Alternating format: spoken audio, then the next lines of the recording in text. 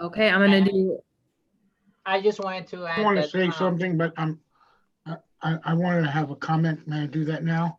I'm gonna let Ems go first, and then you can, Brian. Okay. The reason I want this motion, it's because that way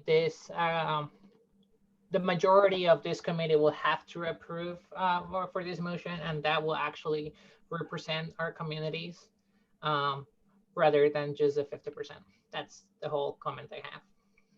Thank you. And Brian? Yeah, I'm sorry, but when I do this at home, the logistics are a bit awkward. That's kind of my feeling is that, we have so many groups here. 49% of the groups are going to sign on to something that 51% of the groups agree to. And by definition, 49% do not. So it seemed like if the report is going to represent this group, it should be a larger majority like that. Okay. I'm looking in the chat box. I don't see anyone saying anything. I'm looking at the panelist list. I'm not seeing any hands raised. So I'm going to go down the list and just ask you to vote yes or no. Ems? Yes. Okay. Daniel? Yes. Betsy? Yes. Macy? Yes. D?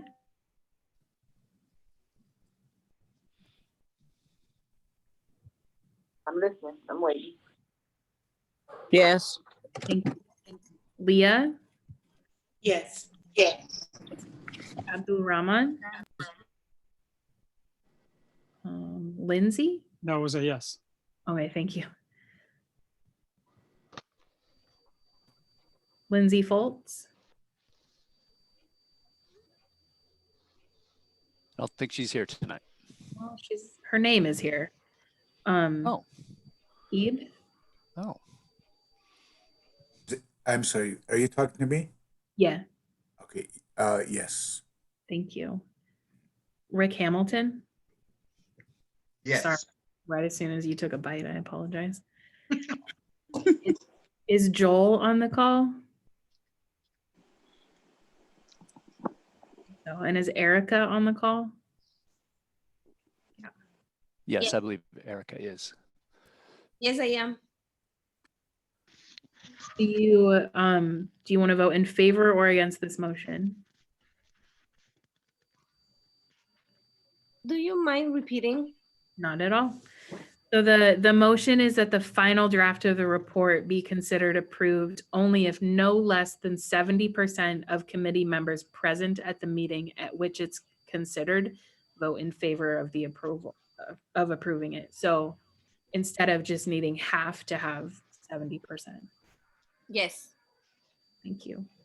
Jason? Yes. I'm waiting. Thank you. Did Justin make it? Don't believe so. Brian?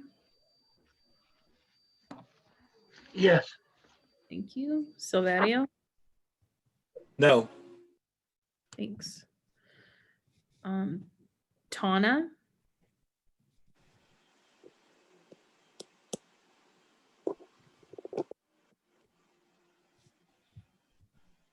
I saw your name. Tana, are you on the call?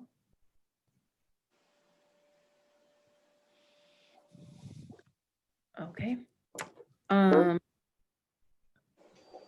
Guadalupe? Yes. Thank you. Is Marvin on the call?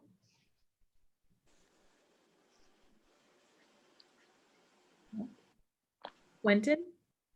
Yes. No. Thank you. Yes.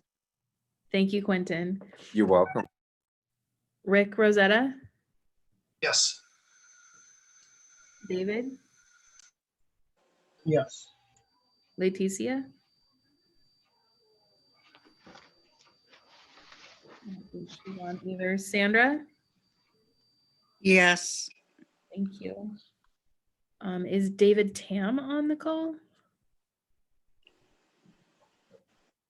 Don't think so. Midas?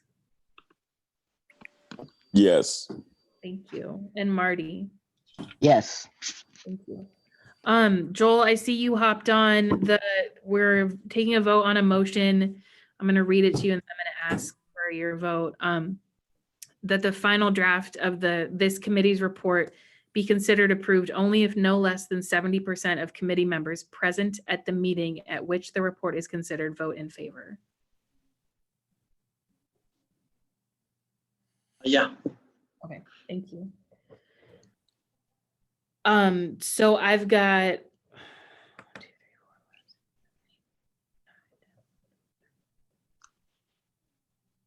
22 yeses and 1 no. So the motion carries.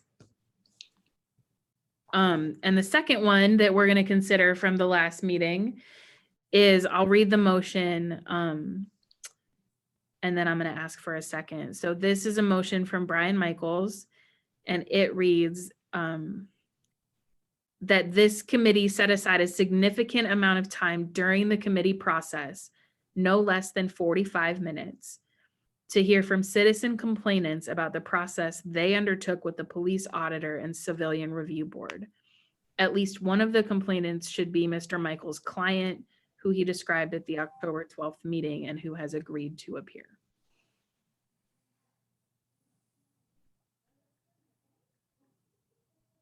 I'm going to read that one more time and then I'm going to ask folks. I'll entertain. So it reads, oh, I guess there's two. Okay, I'll read this one again and then I'll read the next one. That this committee set aside a significant amount of time during the committee process, no less than 45 minutes, to hear from citizen complainants about the process they undertook with the police auditor and civilian review board. At least one of the complainants should be Mr. Michael's client, who he described at the October 12th meeting and who has agreed to appear. The other, that's too confusing. I'm going to just entertain a second to that, and then we'll talk about the other proposal. All of this was in your packet. I'll second it. Okay, thank you, Ebe. Any discussion? I would like to discuss it. Is it time for me to do that? Yeah, absolutely. Okay. As you all may know, I'm a representative of the NAACP, and this particular motion is very personal for the NAACP.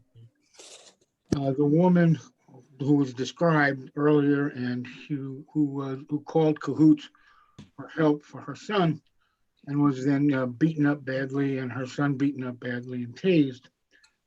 She is the sister of then president of the NAACP, Eric Richardson. And he's now the executive director of the NAACP. I represented them on all of this. Eric Richardson, then president of the NAACP, was called to the house and witnessed most of this event. He was threatened with being arrested for interference. His interference was to calm down his nephew so he would no longer be beaten up, and therefore interfered with Officer Stropko, who was escalating the situation in order to beat up his nephew. These are not in dispute. Eric Richardson was given an opportunity to present his testimony by an interview with his police auditor, and at every stage of the proceedings, including the lawsuit, the police called him a liar. I think, in order to know what the problems are within this system, this is a good example. Ryan, We've also excuse me, spoken with- 30 seconds. Okay. We've also spoken with Stephanie Babbs, the sister of Brian Babbs, who was killed by a police, and no discipline was influenced. She would also willing and wanting to appear before this committee to tell you all about that. Any other comments? Silver? Thank you. Raised on the panelist thing. So one, I think it's a conflict of interest. And two, you're asking to take away 45 additional minutes from this group that we've already said doesn't have enough time to have these conversations. And three, I really have an issue with us bringing committee, bringing motions to the committee through conversations that we're having with emails with the leadership and then it being presented to the committee as a whole. I think it should be brought up at the committee conversation. But yeah, conflict of interest, and we already don't have time. I've got Marty, then Daniel, and then Rick, and then Midas. So Marty.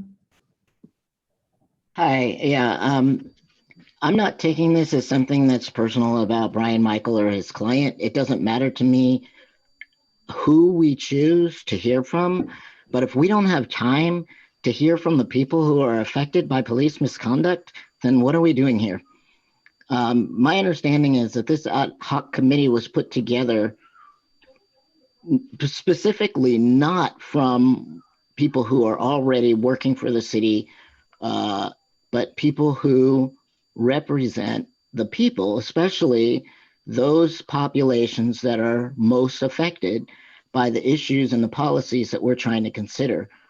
The format that we've had so far has given us absolutely no venue for this. We hear from the professionals and we hear about the policies that are already in place, but we're not hearing about the people who are being affected and why we need to consider looking at these policies and why they're an issue. So I'm in support of the motion for 45 minutes to hear from someone who has been affected by police misconduct. Okay, thank you. Daniel? I think in a similar way that we all got to watch a video prepared by Sergeant Maloney and then have an opportunity to bring him in and answer questions, perhaps we could do the same with these speakers, is how, and not take quite as much time out of the meeting, have a prepared video statement or written statement, and then bring them in for a question and answer so that we're not taking up as much time with testimony. I'm not sure, Brian, if you would accept that as a friendly amendment.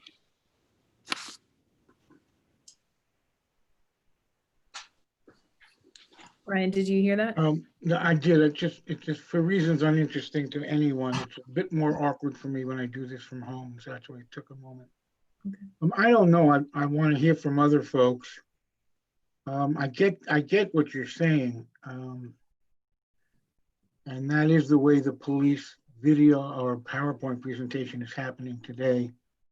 I'm not sure of the logistics of videotaping it and sending it through. But if that can be worked out and people want that, then obviously I would accept that. Rick Hamilton?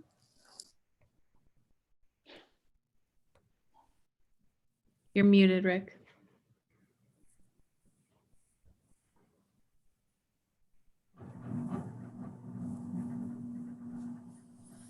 Can you hear me? Yep. Oh, okay. I saw the proposal on this issue, and my thoughts were similar to Mr. Silva's, is that in a sense, it appears to be a conflict of interest. If Mr. Michaels is a member of the committee, and then he's representing either a relative or an associate of the complainant, it appears to be a conflict of interest, period. I mean, if there's another way of doing it, but in that sense, it just sounds like what we would end up hearing is just a complaint. I'd be interested in seeing a report to see how that compares with what's being complained about, or what the real issue is from the complainant. And I don't know also if we do have enough time for that. And the other thing is it would seem to me that we're trying to establish the committee and the subcommittees on these issues, and yet we're being distracted by addressing an issue in the middle of everything else. And that's my only issue. I have no problem with a process similar to that, but at this point, I think it's a distraction from what our original goal was. Can I just respond to the conflict of interest to make it clear? Very, very briefly. Very, very briefly. This case has been over for 2 years, 2.5 years. So it's not a current case. Thank you. Midas Well. Yes, so I just wanted to real quick for 1 second, possibly having them do a video testimony or something on the outside that we could watch, like we did before this meeting with the use of force videos. And I also, just in the interest of time, it feels like I'm not sure who the target audience would be for them coming to speak. I feel like a lot of the people here, we already know that we're here for some sort of reform or some sort of, I'm just not sure who exactly these people would be trying to reach by coming in and talking. It feels like we all already kind of agree. Yeah, that's it. Thanks. Thank you. I'm going to read a comment that Dee put in the chat, which says, I do agree that it might be a conflict of interest, but I strongly believe that it is important to hear the perspective of someone who has directly been affected. So that's another thing for you all to keep in mind.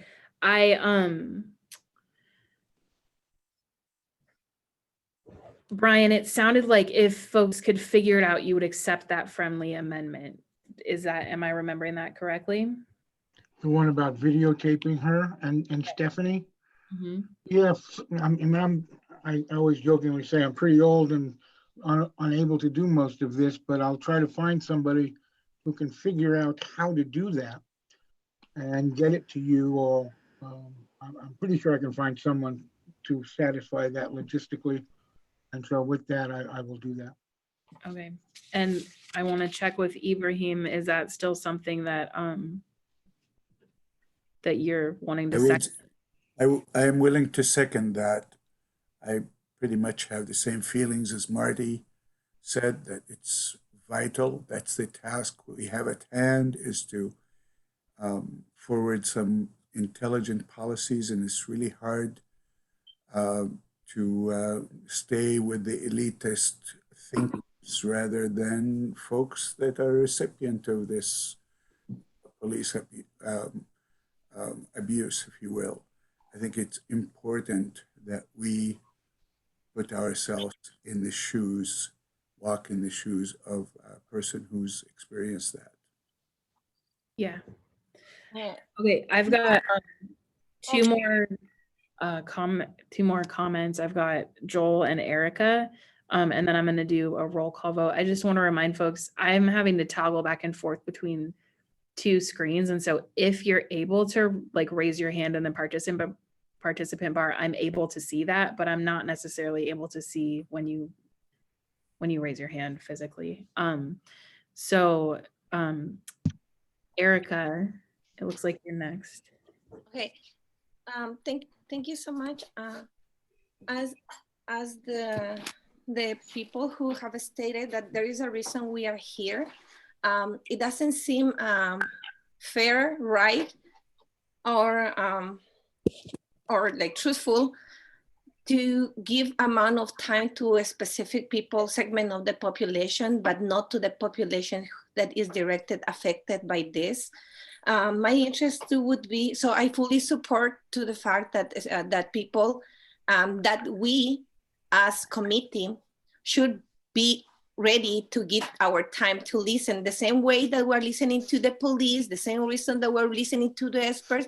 I feel like the people who have been affected directly for this have the same rights, and they deserve the same respect of us to have our time, our attention and energy to listen what are the effects that these people are suffering because of these things that we are reviewing, you know, and it's not just like the physical violence or the physical effects that have had, but what is the social effects?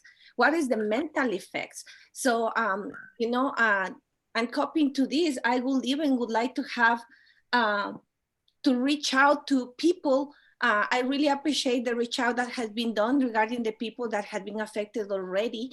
And also, I would like to maybe contact people from a specific— Excuse me, Eric, I'm sorry to break in. 30 seconds, please. Okay, specific people from communities that have been affecting. For example, in the last 2 years, 2 people from the indigenous Latino migrant community were affected directly by police brutality, Charlie Landeros and Eliborio Rodriguez. So I would like that the people that are part of these historical marginalized communities that have been targeted, that are right now being targeted even with a mural. So I would like to have that people to have a space to be listened to, because I don't think it's okay that we are right here taking a space, because that's what we're doing. We're taking a space for our communities and we're saying that we don't have time to do that. I don't think that is okay. But I really appreciate to all the people that are out there that actually are supporting and ready to listen all the parties involved, so we can do the best we can to do this, to try to heal these historical wounds. Thank you. Thank you. I have Joel and then Leah, and then I'm calling for the vote. And Mo, just let me jump in here first. Might be a good idea to read the motion as amended before you take the roll call. Go ahead, Joel. Yeah, thanks, Mo. Hey, everybody. I just wanted to quickly remind folks that, you know, it's been time and time again that, you know, as other folks have mentioned, community members who have been historically and disproportionately affected by police violence have not had the opportunity to share in a forum with decision makers. And we're brought here today and throughout this process to give recommendations to council on how we can try and rectify, as Erika mentioned, some of these historical wounds. And so I think it is important that we hear from our community, especially communities that have been, you know, affected by the violence of law enforcement. You know, I'm wondering if there's a way for us to do that's a little more thoughtful. Right now, this motion to me feels like an opportunity to hear from one person.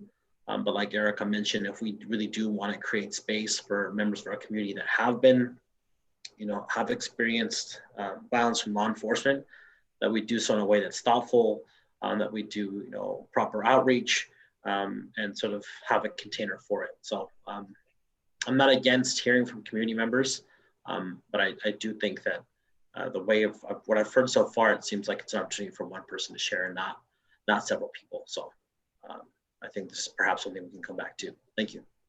Thank you. Leah? Thank you.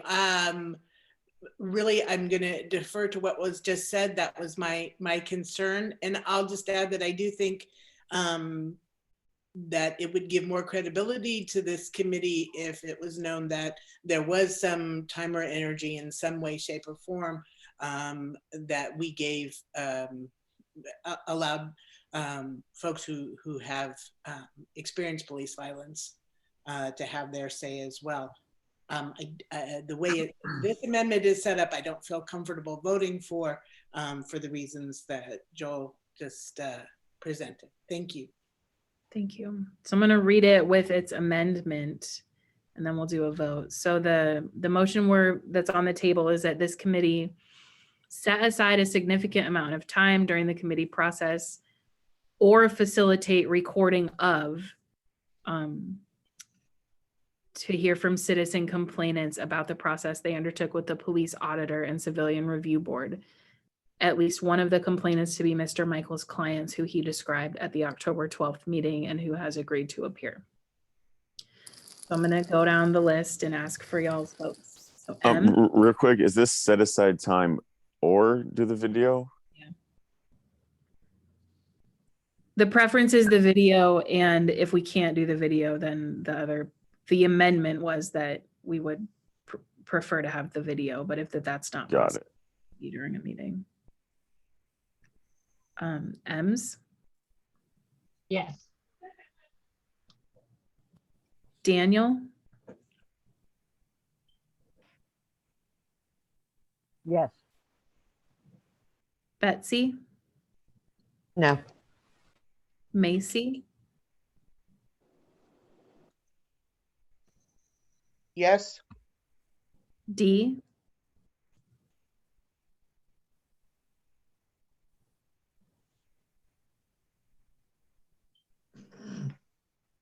D. Okay, Leah, Again, not voting against the idea, but voting on this amendment. okay. D, are you back on? Yeah, sorry. Connection. You want to say yes or no to that motion? Um, Do you want me to read it again? so listen to what's being said. Do you want me to read it again? Yes, please. I'm sorry. No, it's all good. So this committee set aside a significant amount of time during the committee process or facilitate the recording of the citizen complainants about the process they undertook with the police auditor and civilian review board. At least one of the complainants will be Mr. Michael's client, who he described at the October 12th meeting and who has agreed to appear. I say yes. Abdul Rahman, Yes. okay. Ebe, Yes. Rick, Hamilton, Can I abstain?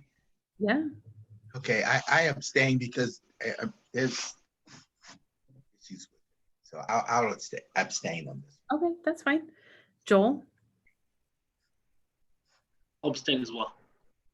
okay. Erica, Yes. Jason, Not as written, no. okay. Brian, Yes. Silver, No. Tawna, Yes. Josh, Yes. Guadalupe, I'll abstain also. okay. Quentin, No. Rick Rosetta, No. David,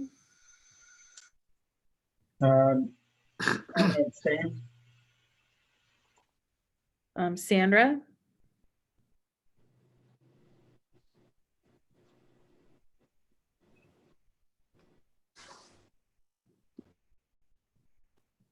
are you still on, Sandra?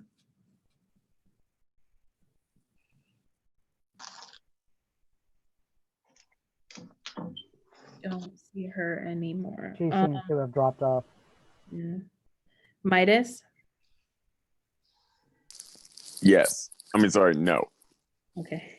Marty, Yes. all right, I got 1, 2, 3.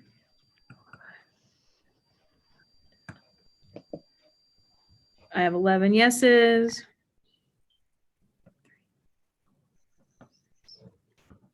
7 no's. And 4 abstentions. So the motion carries. Thank you, friends. Actually, I just want to make sure this is the, when abstentions, you need a majority of, I don't have the totals in front of me, but I just want to make sure the counting is correct. When people abstain, they don't count as a no or yes, but you need a majority of yes votes of the people present. So you just need to make sure that if of the number of people that are present in this meeting, that you have a majority of yeses, and that carries the motion. So it's 11. It's not. It's exactly half. So the motion fails. Okay. Unless one of the 4 abstentions wants to vote. But abstentions ultimately become no votes in the sense that they are present at this meeting And so they have to be counted as part of the vote, and you need a majority of those present to pass a motion.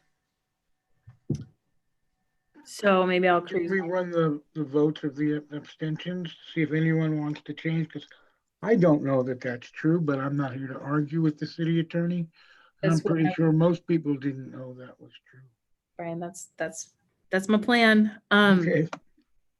So I'm gonna ask the folks who abstained if you want to change it. It is totally okay if you don't. And I will start with Rick Hamilton. No. Okay with what I asked. Okay. Joel? Yeah, I'm sticking with my abstention. Huh? Sticking with your abstention? Okay. Guadalupe? Yeah, I'm gonna stay with the abstention.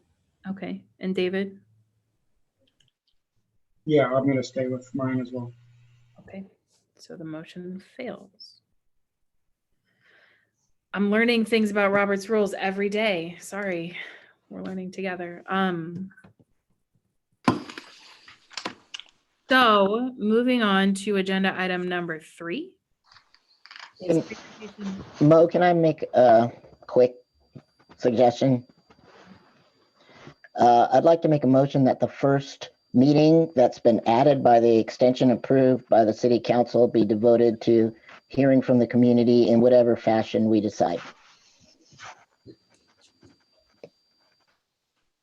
we have a second for that? Second. I'll second it. Any discussion? We're gonna do another roll call. I'm gonna start at the bottom just for funsies. Marty, Yes. Midas, Sorry. Yes. thank you. Did Sandra come back?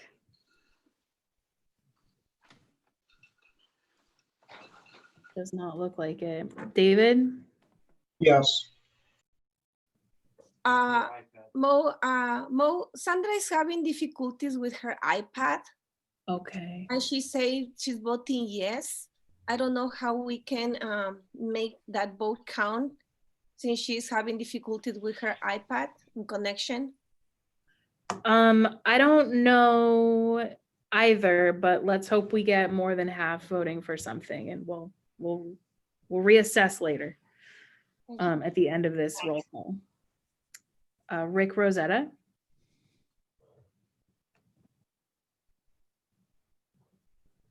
Marty, could you restate the motion, please?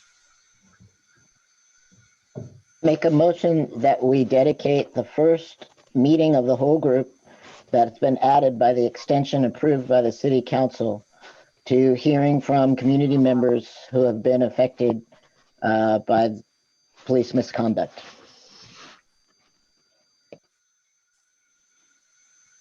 Yes.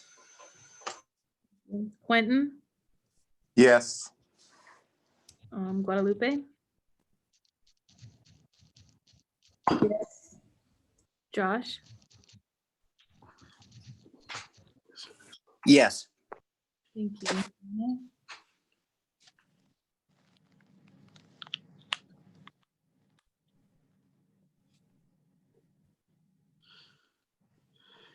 Tana, Yes. thanks. Silver, I'm gonna say no, but I'm gonna speak to my no. Okay. Thank you. So this is the 4th meeting and we're still doing procedure.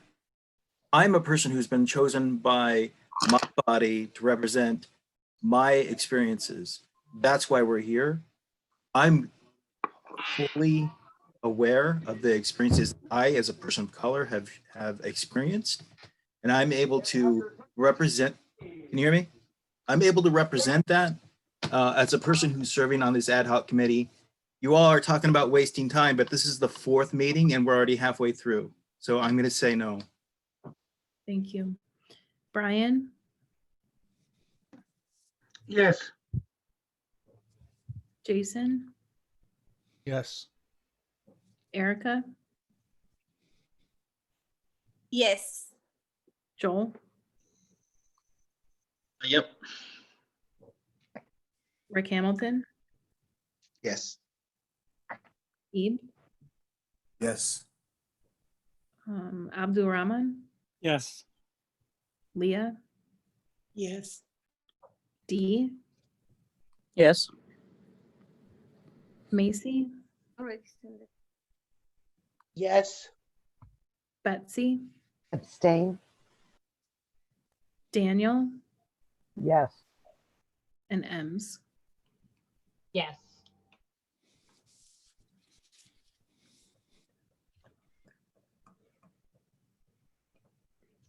I have 19 yeses.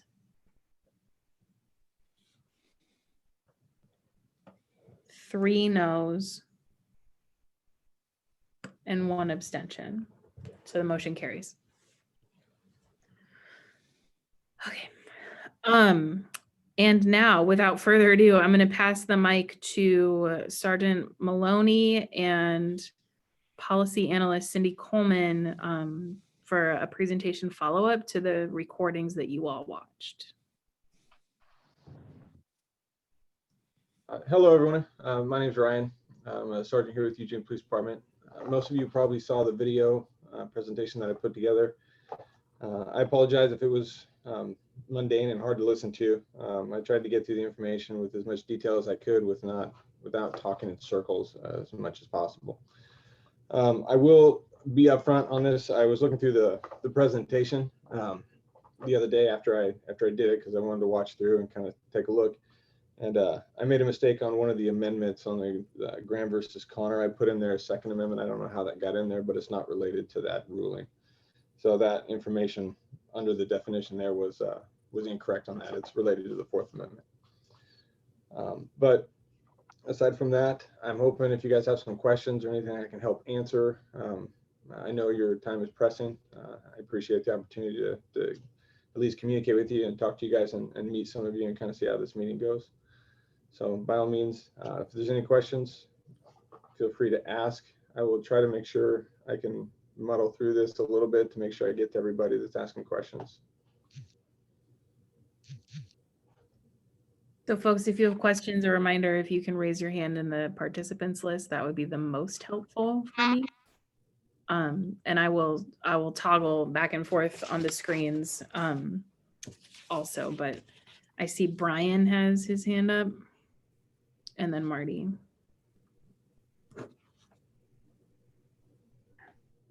Hi there. Hi, Brian. Yeah, just a little awkward for me getting on here. How are you? I'm good. How are you doing today? Good. I appreciate you putting through all that time and putting together the PowerPoints and all of that. That was a lot of time for us. I appreciate that.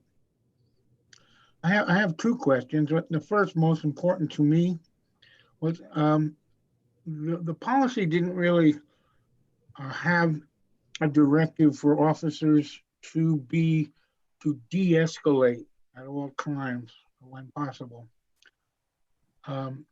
Was that an oversight, or is there any policy that directs officers to de-escalate? Yes, there is. Actually, in the policy from the presentation under section 800.2, it addresses, I can read it here for you too. It says officers should endeavor to de-escalate confrontation through tactful communications, warnings, and other common sense methods, preventing the need to use force whenever reasonably possible. Yeah, I was so unclear in my question.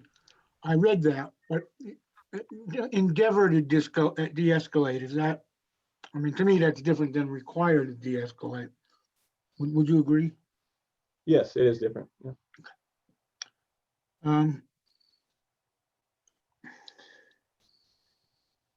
Do you, as a representative of the EPD, believe that citizen oversight and citizen authority to investigate the police is a beneficial policy for the Eugene Police Department? Oh, I don't believe oversight from the citizens is a problem at all. I think we're a community-based organization, so any information and concerns that we can hear from the community is always welcome. But in terms of having authority to investigate, Have a bunch of back and forth, Brian. Oh. Oops. Oh.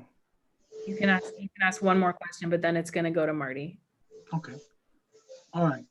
But does that include citizens doing the investigations or just making recommendations? I'm not exactly sure what you're asking me, Brian. Well, currently citizens make recommendations. Does the Eugene Police Department support citizens actually doing investigations?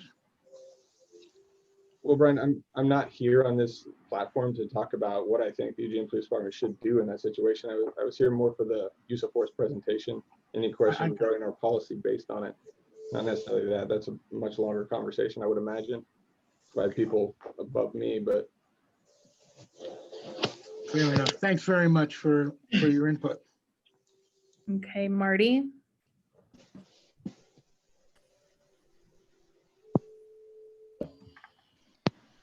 I was almost going to lower my hand because my question was also about de-escalation, but it doesn't seem that it's exactly the same. So I'm going to go ahead and ask it.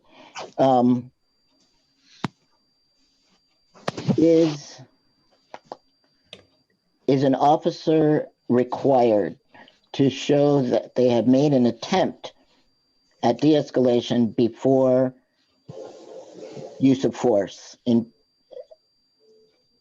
Like when they give the report, do they have to show evidence that I did this de-escalation attempt and then I made the choice to do this show of force?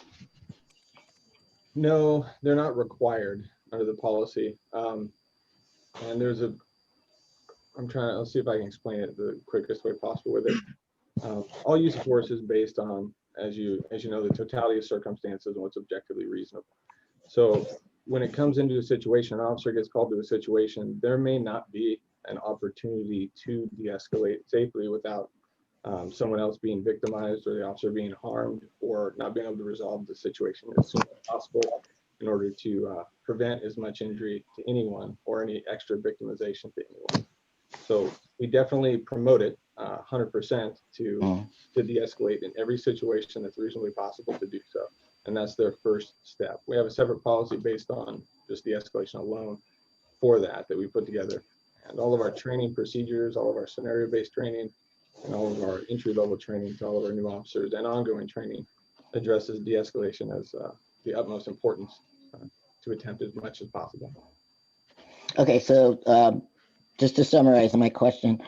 So as a public school teacher, if I'm going to discipline a student, and I have to write a report for that, and I write that student up, and written into that report, I must show that I attempted to resolve the situation in some way, shape, or form. There are some suggested check boxes I can use, which in this case would be suggested ways that you could show de-escalation. If this committee were to make a recommendation that there be a written policy that says that an officer, before show of force, an officer must show that they have attempted de-escalation or give a justification for why that was, I understand, or show evidence as to why they did not have the opportunity to do de-escalation. Do you think that that could be something that could be incorporated by the EPD?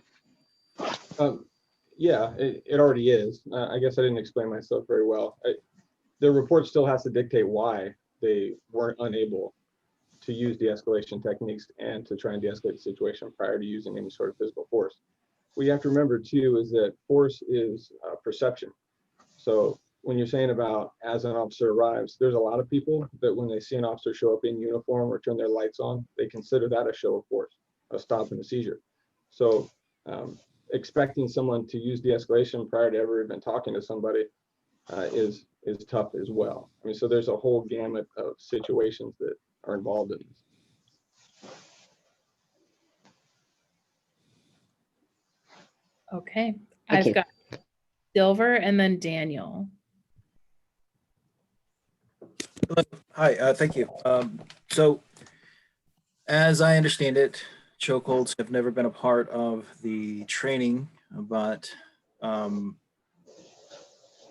the discussion has come up about having a ban on strong strangleholds, arm bars, chokeholds. I know the carotid is already banned. Where are we currently at with EPD and the use any sort of strangulation hold or arm bar or chokehold? And as far as trained officers who were previously trained on it and those that are moving forward. So the standpoint is, obviously, as you know, the carotid restraint policy was removed, and all training practices have been removed from the training procedures, as well as a retraining as far as where that falls on the level of force. And it falls under deadly force. So the reason there's no policy associated with it anymore, and there's no training associated with it, because it falls under such a high level use of force that if justified in using that force, the means in which that force is employed is irrelevant, so to speak.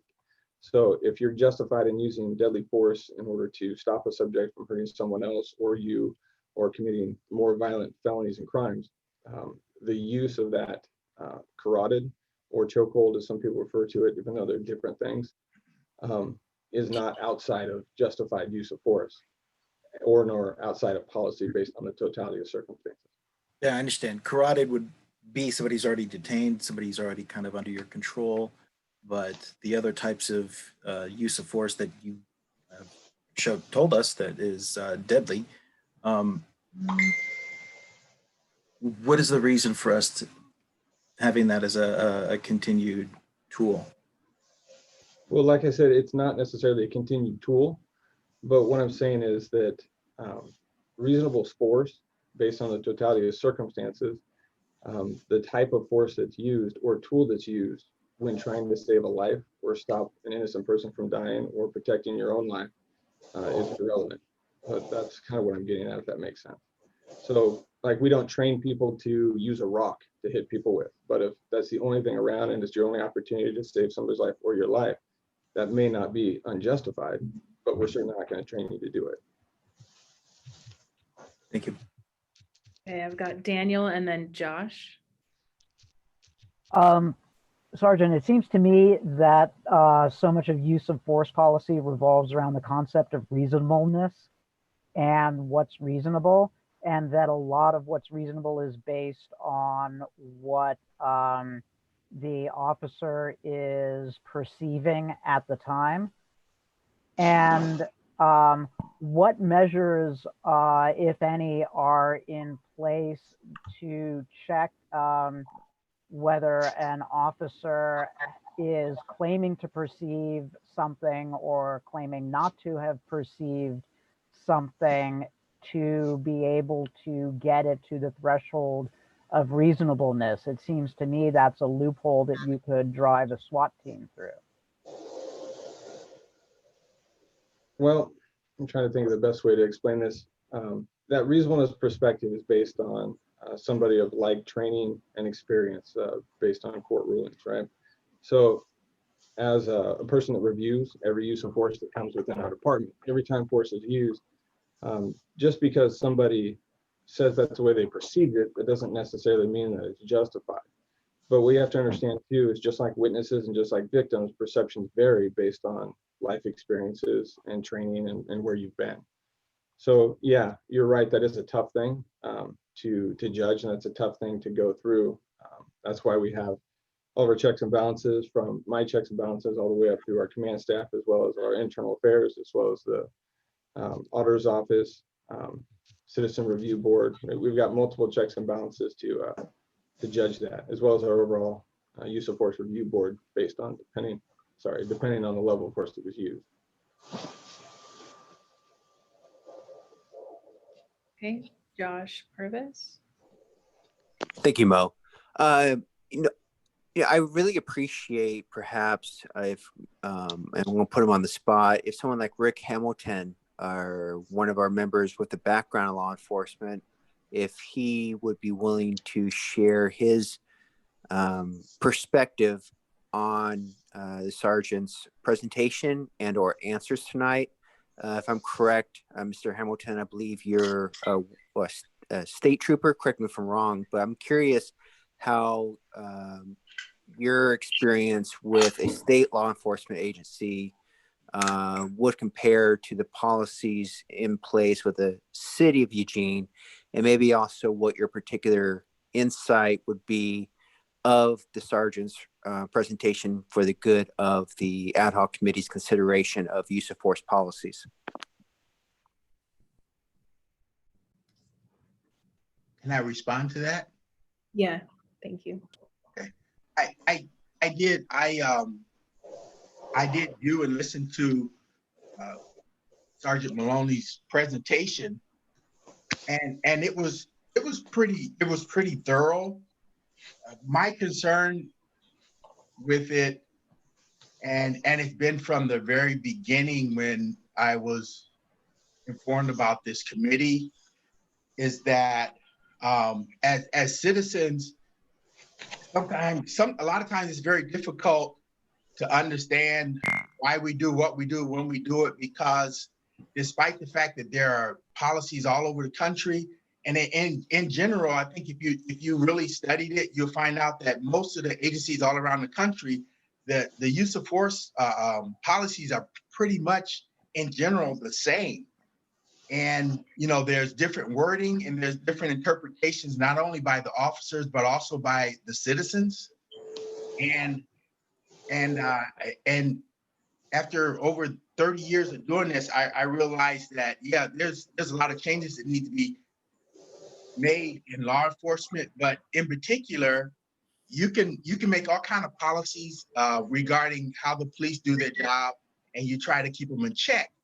But one thing that's very difficult to detect and deal with any individual, not just police officers, is ethical character and moral. Hi, Rick, excuse me, 30 seconds. Okay. And that's a lot of times you have a lot of good policy in place, and you can have an intelligent individual do the same job and get away with all kinds of things because they know how to circumvent the system. You just give them enough time and intelligence. And so relationship with your community from the officer standpoint and also from the citizen standpoint play a very vital role in how to keep officers in check and to adhere to their policies regarding their behavior and how they use force and other issues with policy. And so that's the very reason why I'm here, because I'm very concerned. Thank you, Rick. I'm sorry, time's up. Okay. I see David Saez has his hand raised. Yeah. Hi, Sergeant Maloney. Thanks for being here. I had two questions. One, does the department have clear policies for each specific force instrument? So does it have specific policies that for each individual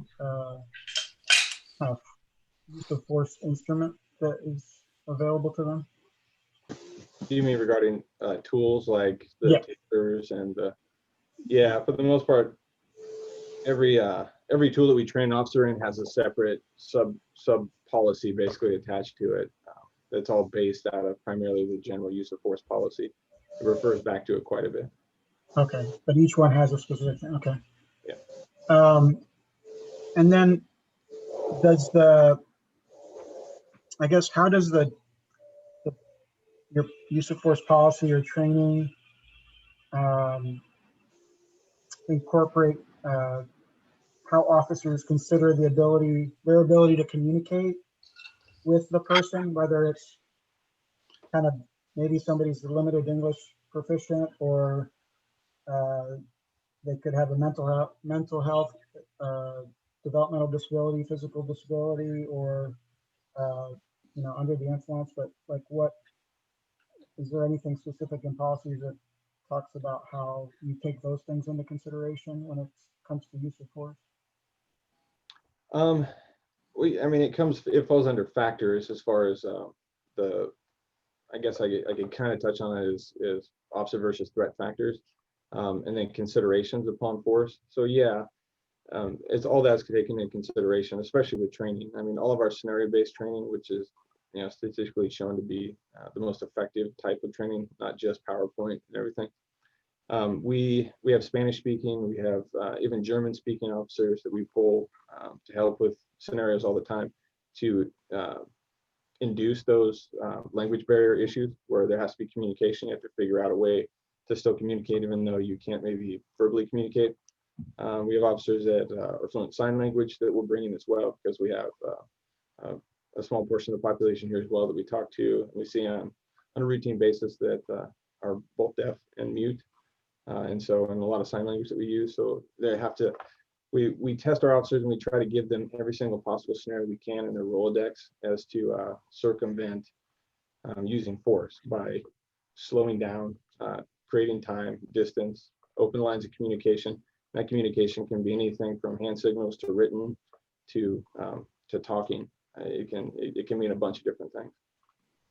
Does that kind of answer your question? Yes, it does. Thanks.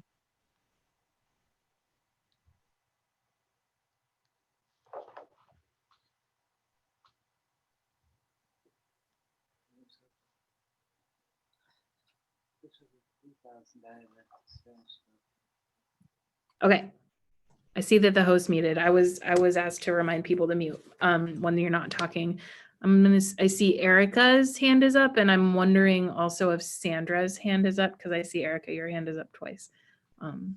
Okay, this is me, and Sandra is connected through one of my computers. Perfect. I guess. Okay, so I'm just going to like kind of pile up in what Marvin and Brian have said at the beginning. I'm also a public teacher, and when I have a difficult situation, I also had to write a report, and I have to show all the strategies that I have used before, having to write a student a referral, right? And also, I just feel that, it seems that this is already a requirement, for what I hear. However, I feel that for some reason is maybe the language has to be more clear, or in a way that actually shows that it's understandable, because if it's considered an endeavor, it might not feel like that is something that has to be done. If it seems like a choice, I think it has to be a requirement or something that has to be done before is force is applied. And also, according to different studies, specifically D'Angelo, Hi, Erica, sorry to break in. 30 seconds, please. Yes. So she talks about how it's important that, we as people understand that we always have cultural glasses and social group filter frames that we wear when we interact with others. So, and within our school system, it has been shown that we teachers discipline most students of color that students from the mainstream culture. So if we teachers are disciplining more, so what are the odds that police are disciplining more people of color or using more force to people of color than people from mainstream culture? So can you please explain, is that a possibility that if it happened in the school system, is that possibility that in Eugene and Lane County, our police officers are using more force into people of color than other people? I don't really know how to answer that based on the policy questions. I know that's not my area of expertise. I know we've done multiple different studies and we have a lot of statistics to support decisions on that. I would be remiss if I said I could quote that right now and tell you for sure. I can't. I don't have those numbers off the top of my head. From my perspective, I don't necessarily see that, but that doesn't mean that my perspective is not the only one. I'm just one more person. So that's another reason why these committees are so important, so that we make sure that people are represented regardless. If possible, if you find that information, I would really appreciate it. You can share that with the committee, because I consider very important, because as a journalist, I think it's important for us to do research and to focus on the patterns of behavior so we can target solutions that are specifically focused on covering that need. Thank you. Thank you. Thank you. Sandra, did you have something?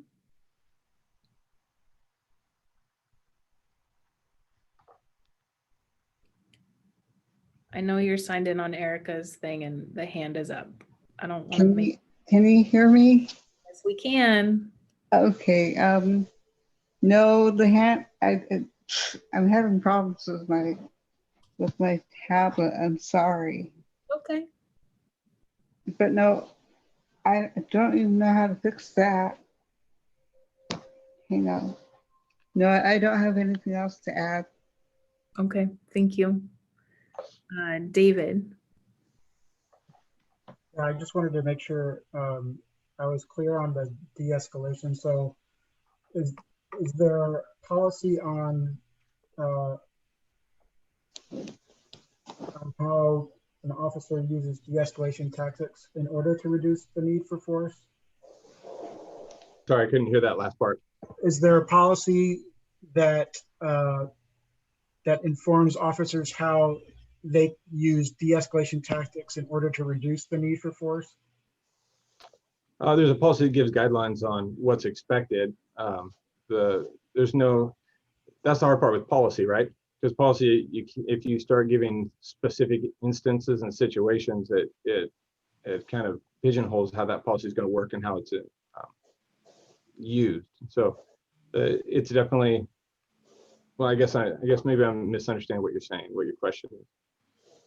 I was just looking at Campaign Zero, and it talks about when safe under the totality of the circumstances and time and circumstances permit, officers shall use de-escalation tactics in order to reduce the need for force. And then they kind of outline a particular department's policy for that. Do we have something similar to that? Yeah, we do. Our de-escalation policy is very similar to that. A lot of similarities in the same verbiage that you just used. Okay. Okay, I have, I think I saw Rick Hamilton raise his hand. Did you raise your hand, Rick?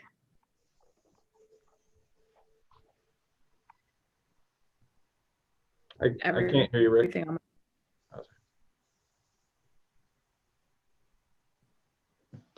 you hear me now? Now I got you, yeah. Oh, okay. Sergeant, it's really one question, but there's kind of like three parts to it. Are you familiar with John Thompson and verbal judo? Yes, yeah, I'm familiar with it. It came out quite a few years ago, and then it's kind of been recoined in different uses and sold on different platforms. Okay.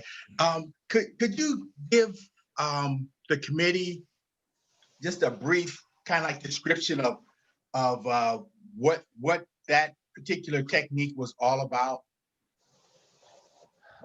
In brief, basically what verbal judo was, it was a way to make sure you open up active listening techniques, and it gave you kind of a checklist for how you could respond to somebody, how you communicate with somebody, even though they're not wanting to communicate back with you, or depending on their demeanor, how you would approach it differently, whether they were more aggressive in their demeanor or they were more subdued in their demeanor, the type of defiance you would come across in a situation like that. Does that kind of highlight it for you? Is that what you're talking about, Rick?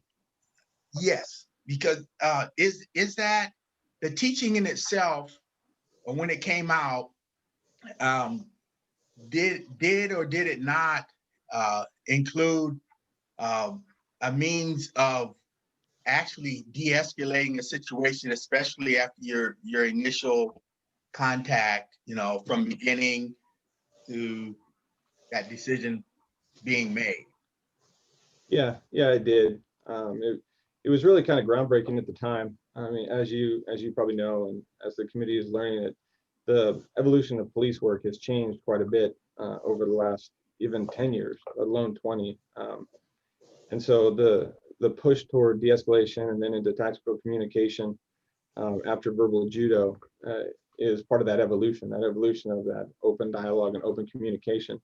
so as to reduce the amount of force that's ever even needed or ever even used.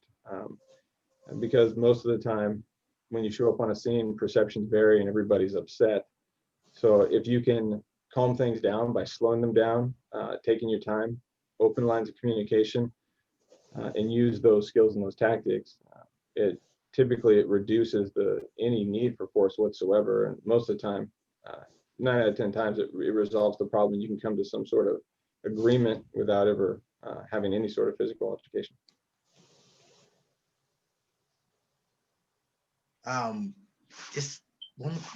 Would, in your estimation,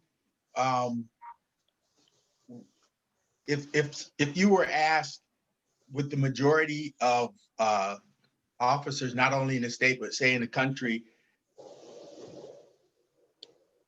if you had to, let's say, even if you had to estimate or guess, would you agree or disagree that that particular teaching is outdated now? And if not, if more officers used it, do you think, in your estimation, that there would be less opportunities, or let's say the lessen the likelihood of having to come Rick, to 30 seconds, please. deadly physical force, or even just force, period? Yeah, I think the term verbal judo and the original teachings are, I believe, outdated. I think they've progressed quite a bit over the last few years in how to communicate and just communication styles and perceptions. And yeah, I do agree that the more, I mean, flat out, it's pretty obvious. I think it's kind of common sense, but if you can show up to a situation where things are chaotic and open up some sort of line of communication, the end result, more likely than not, will be much better for everyone, and there'll be a much lower level of force, if any at all. Sometimes it's not practical, sometimes it doesn't work, but given the try, it's 100% worth it. Thank you. I see 2 more hands up. And just so that y'all know, my entire screen is frozen. So if you're raising it, not see.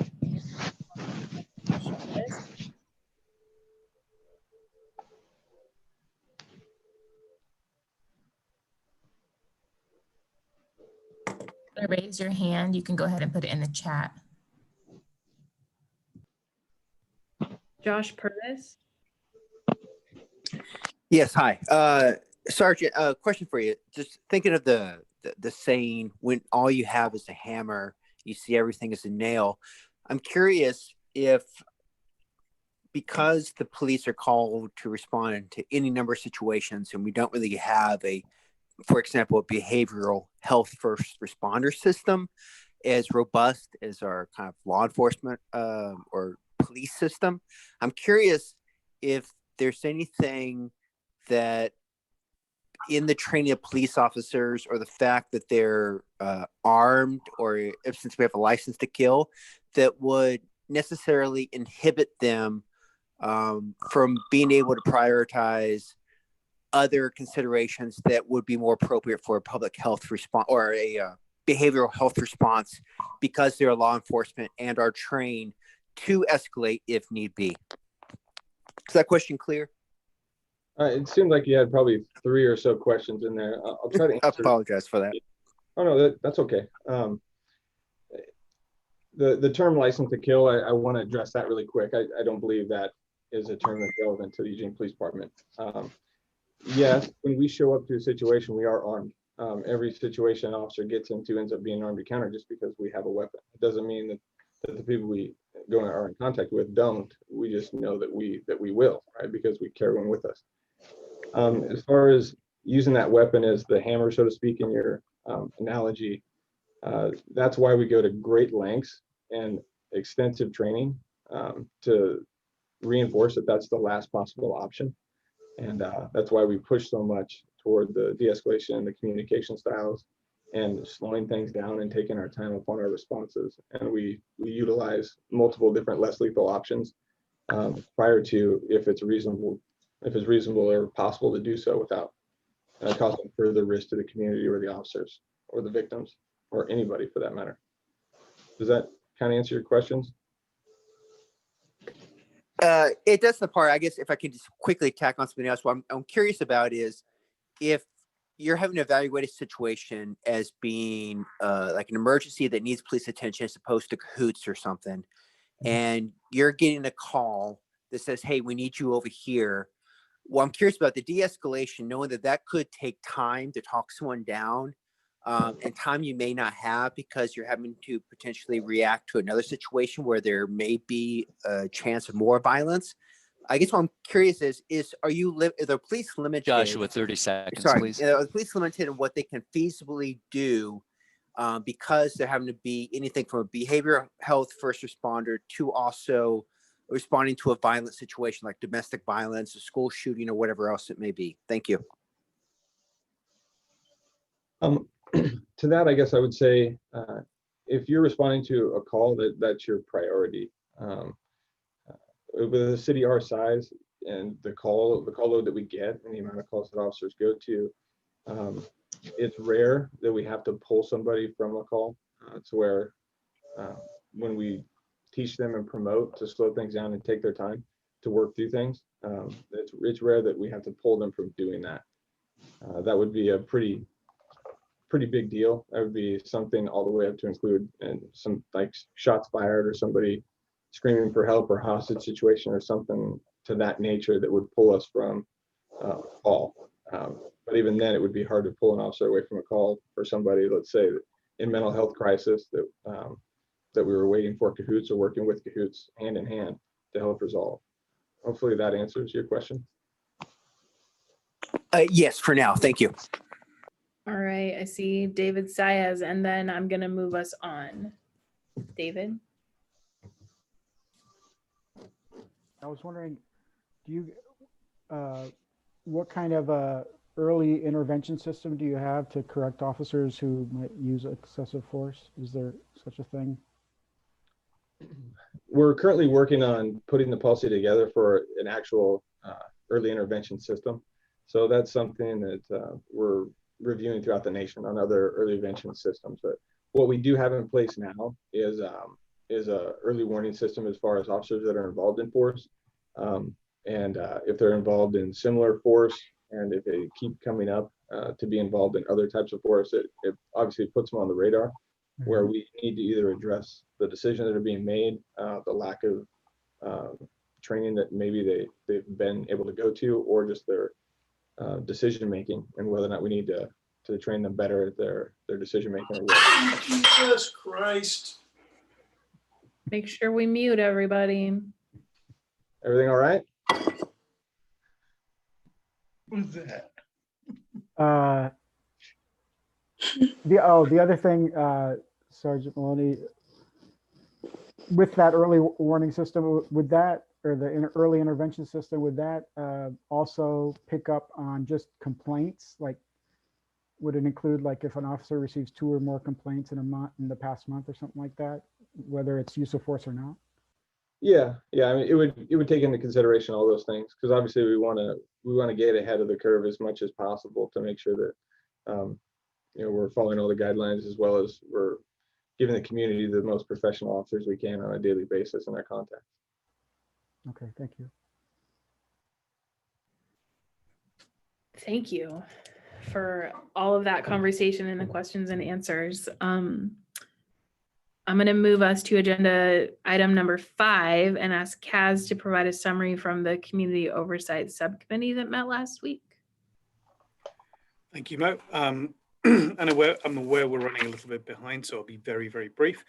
The subcommittee met last week for 2 hours and discussed 7, I believe, different motions, of which 1, 2, 3, 4, 5, 6 passed, all of which are in your packet.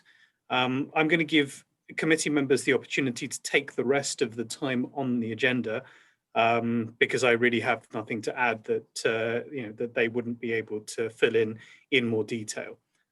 So if there are any committee members who are interested in taking a couple of minutes to talk about their experience in the meeting, or to raise any specific issues that we weren't able to cover in the meeting, please go ahead and say so now. This is Betsy. Can you hear me? I can. Go ahead, Betsy. First of all, it was a good meeting. But there was,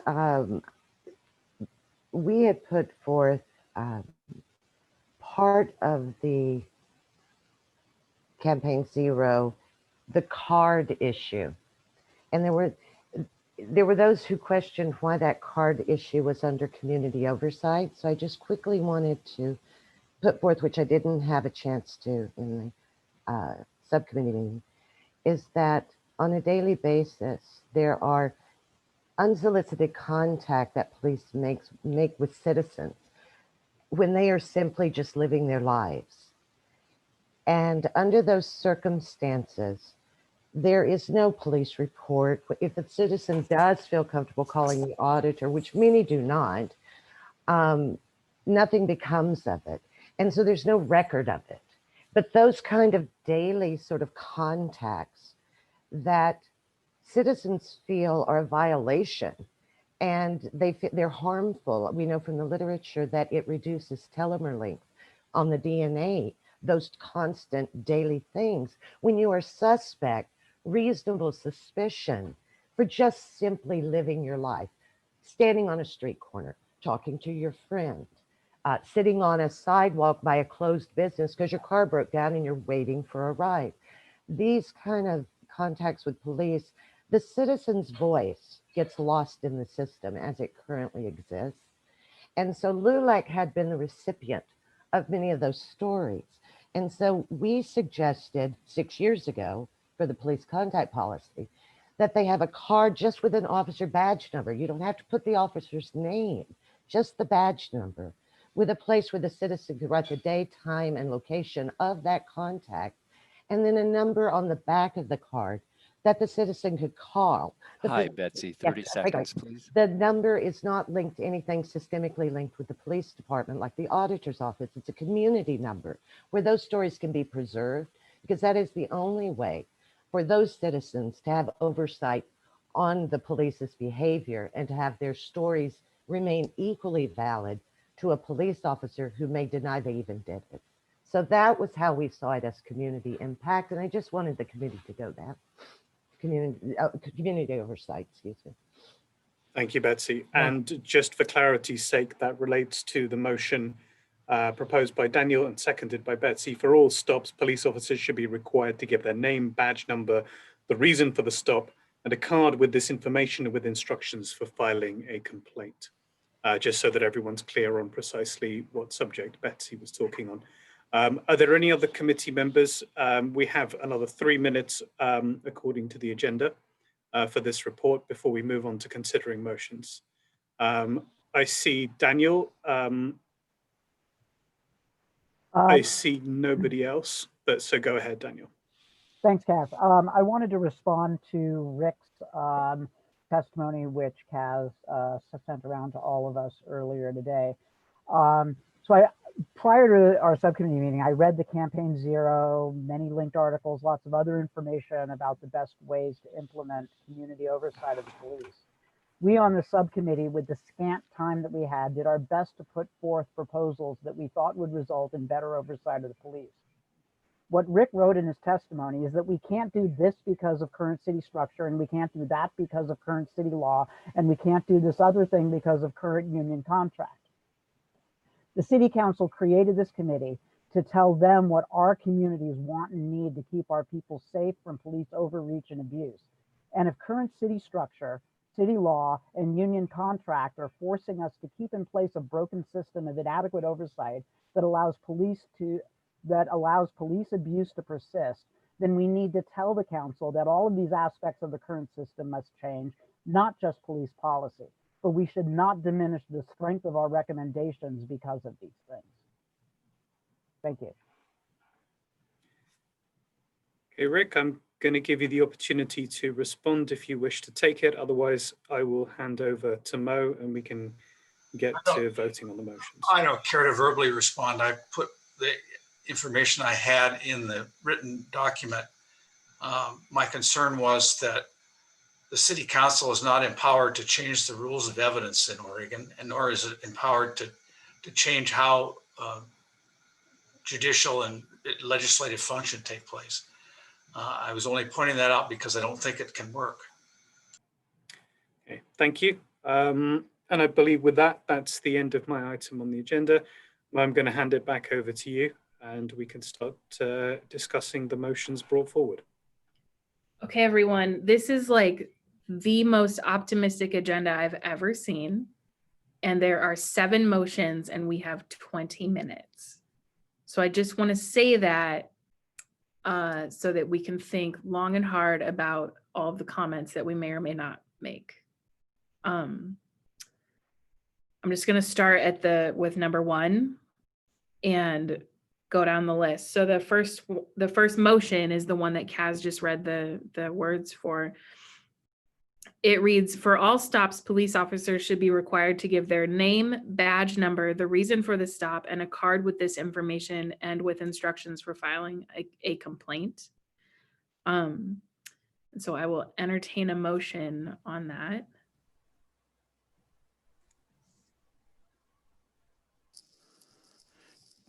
Are you looking for a second?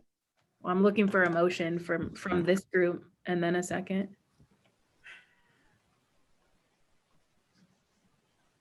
Did you want a motion, Midas? Yes, definitely. Yeah, I'd like to put forward a motion. Do I have to repeat all of that, or can I just say I'd like to put that forward as a motion? As stated. I would like to put forward a motion as stated. Thank you. Do we have a second? Thank you. Second. Thank you. Any discussion?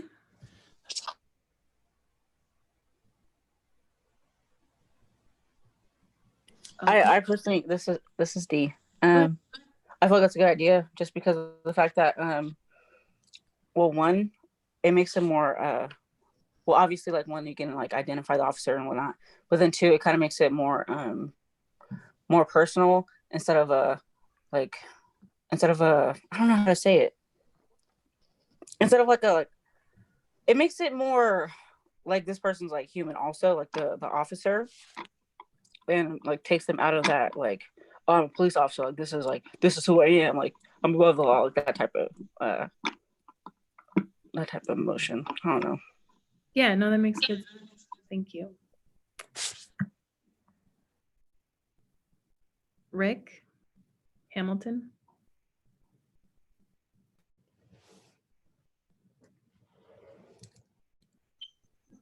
Yes, I was going to say, I just assumed that this was already done. I didn't know that this wasn't happening because our age, we've been doing this forever, but I'm all for it. It's just the instructions for a complaint, I would assume that they could just get that from the office, but otherwise, I don't see any reason why an officer shouldn't identify. I thought that was normal procedure. Identify themselves and make that available should the person ask for it. But I'm all for it. Okay.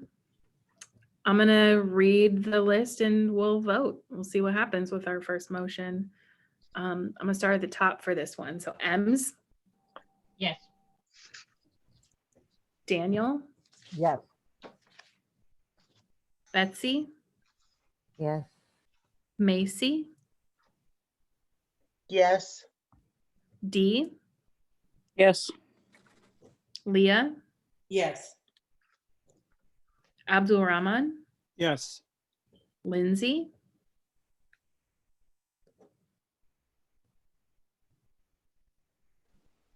Yes. Thank you. Ebe.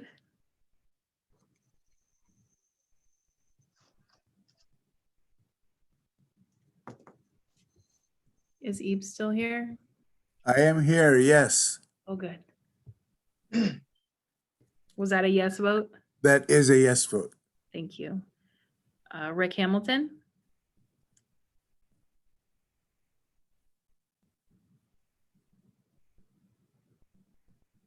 Are you nodding your head yes? Yeah. He's nodding his head. I'm muted, yes. Okay, thank you. Joel? Yes. Erica? Yes. Jason, Yes. Brian,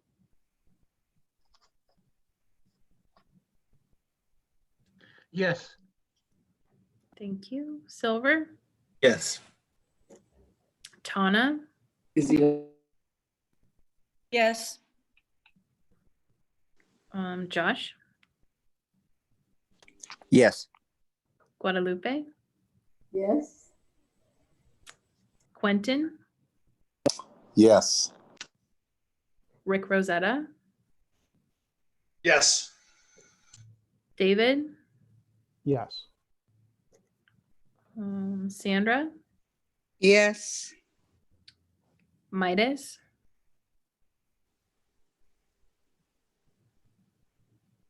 Yes. thanks. Marty. Yes. Okay, well, that motion passes unanimously. Good job. We can do this. So the next one, motion number 2 reads that there's a motion that the CRB be able to receive testimony from complainants at the meeting in which their complaint is considered. I will entertain a motion at this meeting. Lindsay, were you making a motion? So move. Okay, thank you. Second. Second. Oh my gosh, who seconded it? We'll give it to Dave. Okay, David. Any discussion?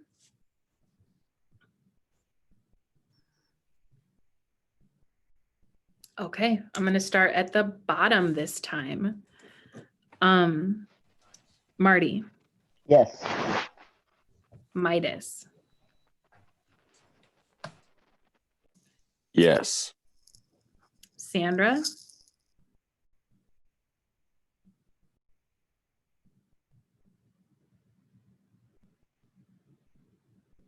Sandra, you might be muted.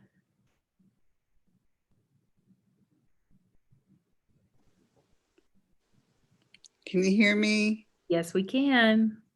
Oh my gosh. You did it. Yes. Thank you. David, Yes. Rick Rosetta, Yes. Quentin, Yes. Guadalupe, Yes.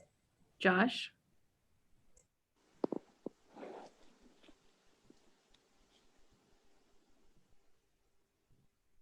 Josh, you might be muted. I think he left. Oh, okay. Thank you. Tana, Yes. Silver, Yes. Brian, Yes. Jason, Yes. Erica, Yes. Joel,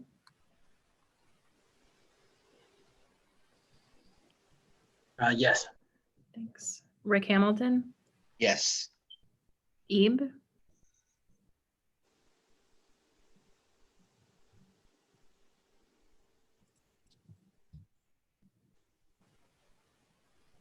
you might be muted, Ebe.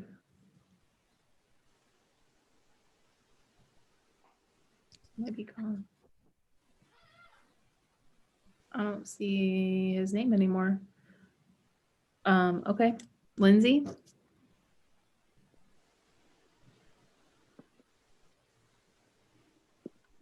Yes. thanks. Abdul Rahman Yes.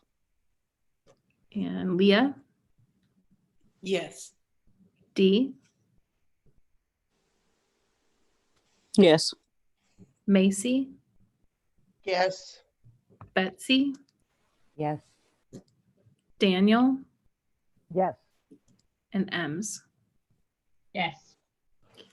Okay, with 22 yeses, that motion also passes unanimously. The third motion reads that the CRB should have power of subpoena. I will entertain a motion for that. Could you repeat that, please? A motion on giving the CRB the power of subpoena. I'll Just to move. clarify, sorry, Silver, just to clarify, you're referring to the review board, correct? Yes.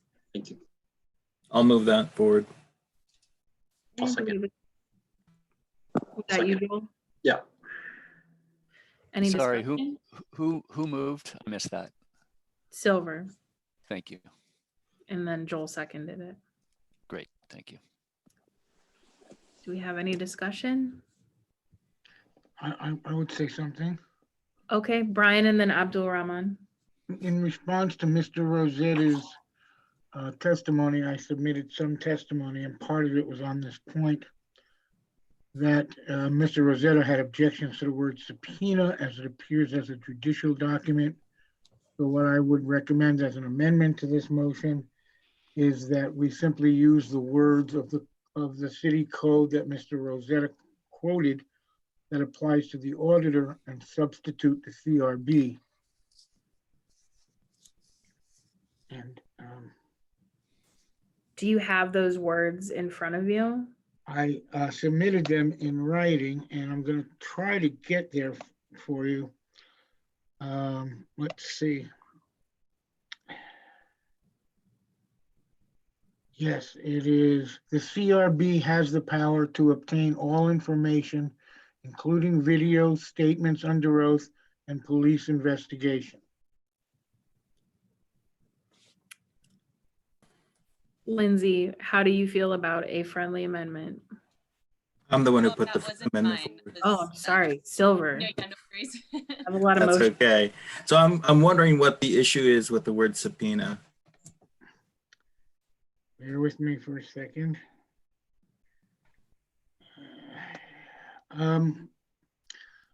Mr. Rosetta filed testimony late this afternoon, and I responded. He had an issue with the term subpoena, so I would refer to him to express his own issue on that matter. Thank you.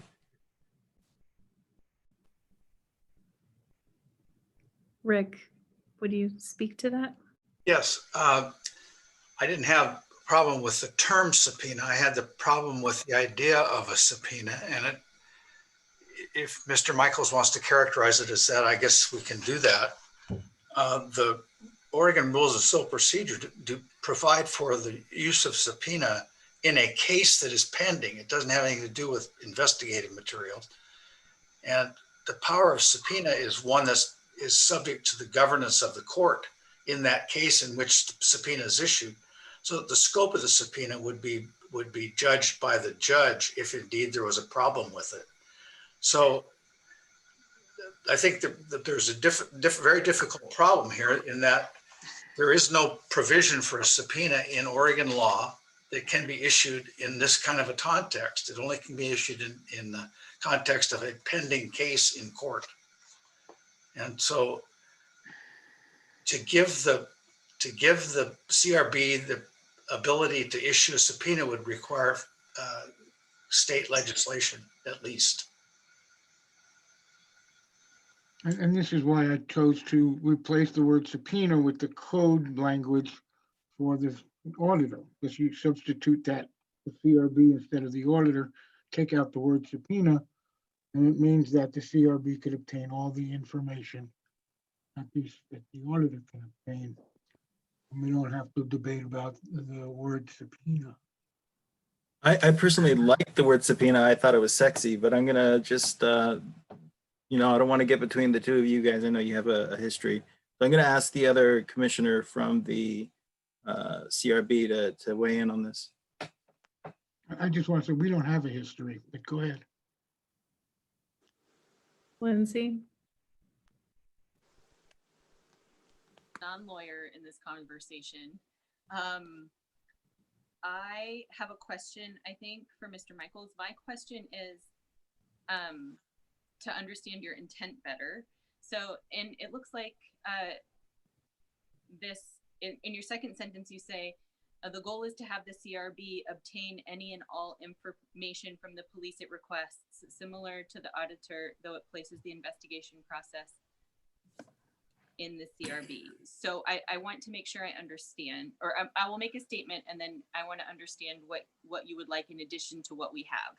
So right now we have the ability to see everything that the auditor sees. So, you know, in video and anything that goes into the investigatory file, interviews, witness statements, police reports, community, like, you know, dispatch logs and calls that come in from the community, the calls that come into the auditor's office. We can already see all that. So I want to understand beyond that, what is it that you're asking for so I can better understand? The full scope of what the committee voted on and agreed to is a complete picture. And the complete picture begins with Daniel's motion to conduct how the CRB would conduct the investigations. There would be a CRB and police matrix, which is one of the motions, and an agreed upon matrix between the CRB and the police department. And then the CRB, through its investigative authority, would determine the level of use of force. And then that level of use of force would plug in to the agreed upon discipline matrix. So under that, or within that complete model, it would not be the auditor that does any of that. It would be the CRB that does all of that. And so this falls under that new model to make sure that the CRB has the breadth and scope of the investigative powers that the auditor now has. Does that make sense, or did that answer your question? That absolutely answers my question. Thank you. And Mr. Michaels, do you think that that's sufficient enough, that new language? I'm sorry, do I think which is? That the new language is sufficient enough to what you want? Yes, yes. That's fine. I have no issue with the motion. Okay. Okay, Abdul Rahman. Yeah, I'm not familiar with the term power of subpoena, and I wanted in simple words to understand. So if I have to vote on this, to be able to give a right decision based on a good understanding, rather than just going on with the trend, if I may use that. I appreciate that. I'm going to ask one of the lawyers in our midst to go ahead, Rick. Thank you. If you'll go to the Oregon Rules of Civil Procedure, Rule 55, it defines what a subpoena is. It's essentially a writ issuing from the court, which orders someone to either appear at trial, appear in a deposition, or provide documents and appear at a deposition at that time. It provides for nothing else. And so in order for that to apply, there would have to be a case pending in court in order to use the word subpoena, in order to have subpoena, true subpoena power. Thank you. Josh Purvis. Yeah, so maybe this is or something for Brian, Lindsay, and or Rick to respond to, because I think what I'm curious about is hearing what Rick's saying and understanding the use of subpoena. It seems like the intent of the motion is really to provide oversight of the auditor's office itself and or the police chief, with the implication that it's calling to the question the integrity of the decisions of the police auditor and or the police chief. And my understanding would be what Lindsay said is that the Civilian Review Board has access to everything the police auditor had access to during the investigation. Subpoena power give it the ability to say, well, did the police auditor do a thorough and correct job? And we have questions, therefore we're going to call additional witnesses to verify whether or not the auditor acted with integrity.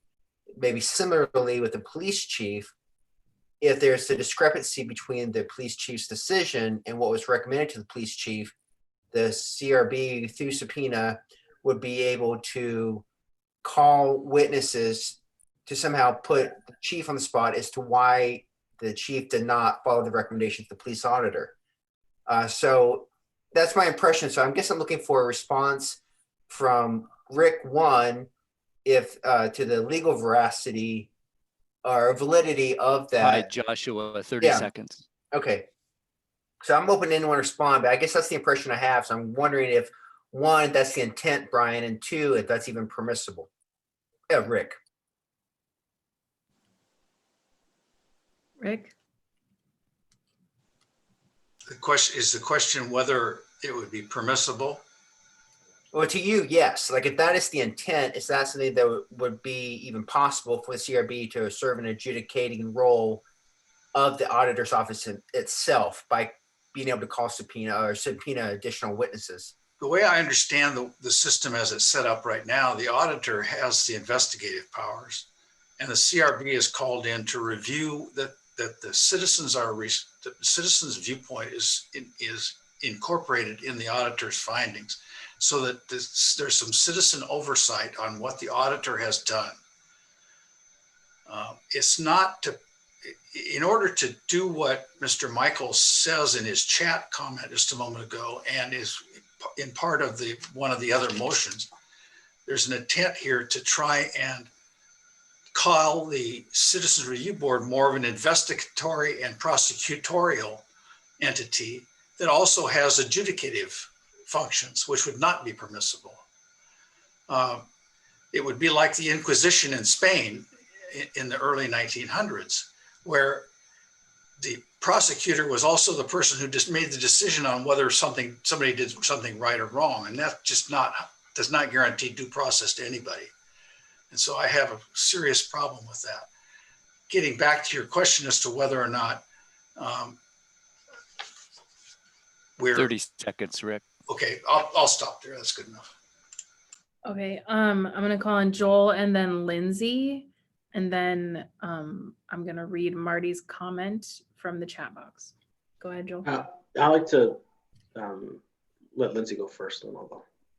Okay, go ahead, Lindsay.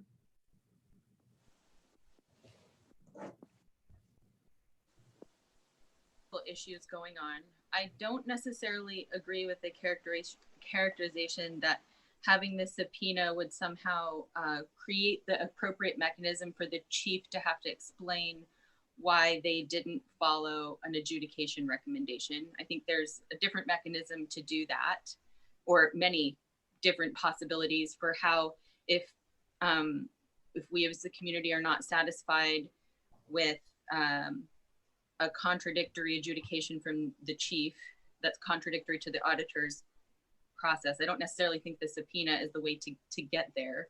I think we very rarely have seen that be a situation where the chief adjudicates differently than the auditor. It has happened, it's rare.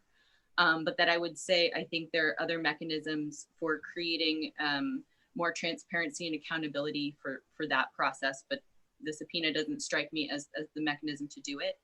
The other thing that I would say is, I think what we're honing in on is that there's this sort of fundamental underlying question of what is the role of the Civilian Review Board? And it sounds like some people would like to take it in a direction towards it being an investigatory or adjudicating body. And I'm not necessarily opposed to exploring those things, but that is such a complicated set of things that we should explore. My personal recommendation would be that we recommend further exploration on that. Lindsay, 30 seconds, please. Sure.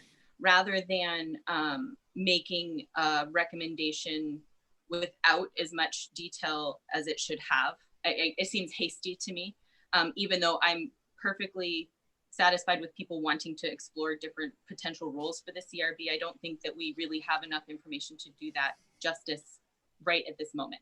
That's all. Thank you. Joel? Thanks, Lindsay. Appreciate that context. Yeah, it sounds like we have a lot of other things to think about to try and accomplish what we'd like to accomplish. I also just want to do a quick time check at 7:49, so we've got 10 minutes left and a lot to do. So, yeah, we should try and table this discussion perhaps, and then maybe at another later date, have a more serious conversation on how we can accomplish what we'd like to do. But thank you. Erica. I was just wondering if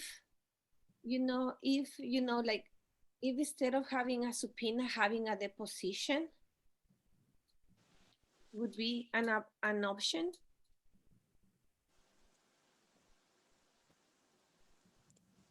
It's just a question if having a deposition would be an option to a subpoena. I don't have an answer for that.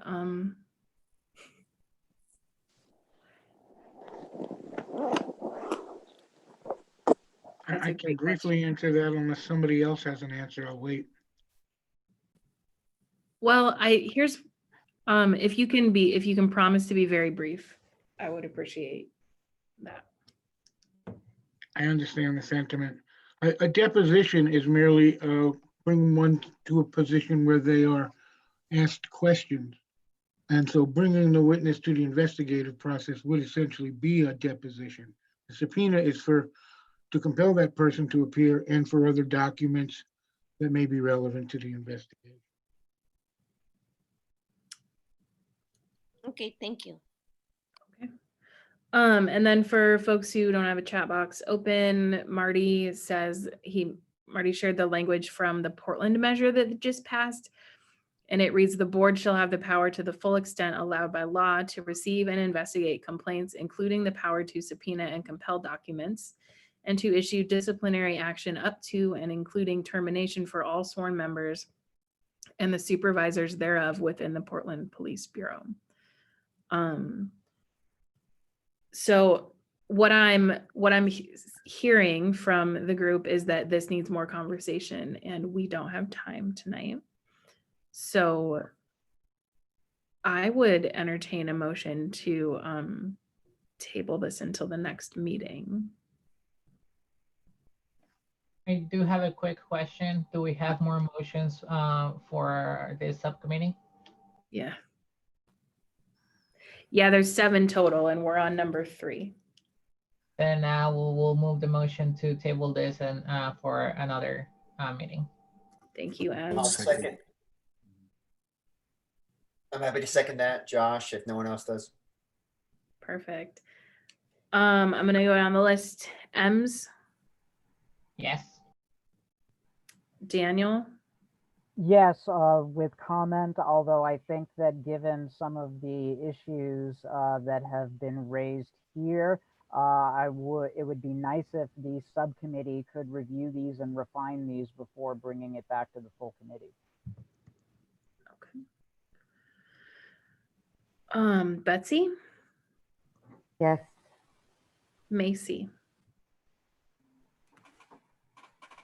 Yes. Dee?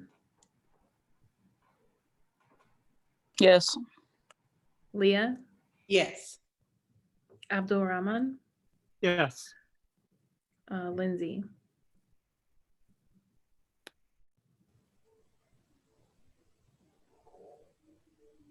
Yes, there seems to be some weird delay. Yes. Perfect. Did Ebe sign back in or is he? Yep, I'm here. Awesome. I just lost context. So really the last motion, I would have voted yes on it too, by the way. Okay, thank you. Rick Hamilton? Yes. Joel? Yes. Erica? Yes. Jason? Yes. Brian? Yes, but I also second Daniel's motion that the subcommittee be allowed to meet again. I know we can't have 2 motions happening at the same time. Silver? Yes. Tana? Yes. Josh? Yes, with comment. I just want to echo what Lindsay said about it seems like this deliberation belongs in a wider deliberation of the purpose and purview of the Civilian Board. Thank you. Quentin, I'm going to ask you for your vote and then I'm going to remind you to mute. For who? Quentin? Yeah, Yes. thank you. And don't forget to mute. Okay. Guadalupe? Yes. Rick Rosetta, Yes. David, Yes. Sandra, Yes. Midas, Yes. and Marty. Yes, with comment, I have additional issues that I'd like the subcommittee to address that haven't been addressed yet, specifically around the police commission. Okay, time check, my friends. We have one more thing that is really has to happen today. We can table other things for the beginning of the next meeting. We have not even five. We have 5 minutes. Could I borrow 10 minutes of your time? Yes. Okay, thank you. So it sounds like somebody or many somebodies wanted to make a motion that the subcommittee for community oversight meet again. So I will entertain that motion from whoever would like to make it. I will make that motion. I'll second it. Okay, so Brian made the motion and Ems seconded it. Yep. Okay, thank you. Any discussion? Yes, can I have raised my hand right quickly? Yep. We have 3 other committees that have not even been formed yet. And you guys are having a second meeting. Please, please. I know we're about to form those other committees, but noted. Anyone else? Erica, I see your hand is up. I wonder if, did you have something more to say or is that just residual? Residual. Okay. I'm not sure, since the subcommittee meets outside this meeting and it's our time on the committee, why that would be a problem. Because then you guys would come back with more information and we haven't even resolved the information from the last subcommittee meeting. I would like for us to move forward, and we're going at a snail's pace at this point. I see Daniel has his hand up. I think what we need to do is, given all of the issues that have come up, is that if the subcommittee were to meet, we would take up less time in the general committee meeting because we would have a chance to refine a lot of these issues so that we have less discussion about them in the full committee meeting.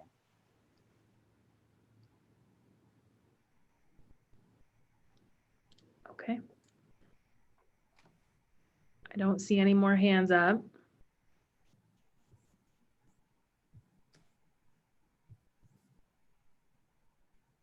Marty, I wish that I could ask if anyone votes no, but I can't.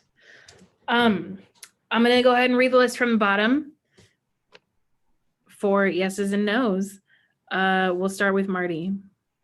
We're voting on whether or not the subcommittee should meet again? Yep. Yes. Midas. Yes. Sandra.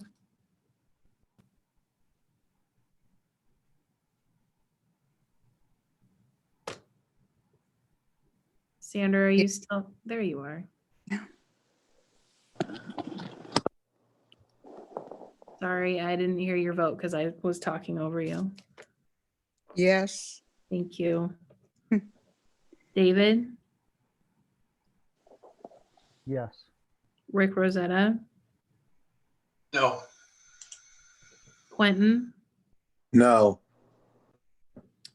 Guadalupe. Yes. Josh. Yes. Tana. Yes. Silver. No. Brian. Yes. Jason. Yes. Erica.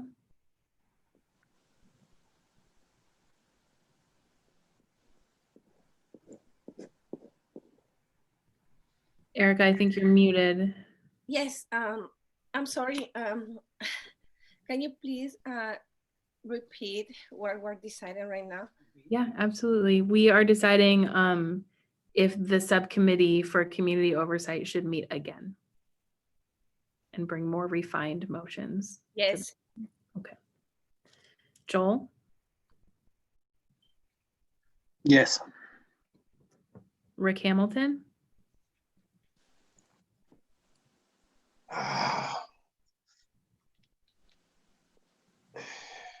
Yes, with a brief comment. Just brief. Okay. This is gonna turn out to be more of a battle than you think. But I want them to go through it anyway, but I don't think it's gonna get very far. That's just from what I'm seeing and hearing. That's all I have to say. But yes, if they want to meet, let them meet. Okay. Ebe, Yes. Lindsay, Yes. Abdul Rahman, Yes. Leah, Yes. Dee, Yes. Macy, Yes. Betsy, Abstain. Daniel, Yes. and Ems. Yes.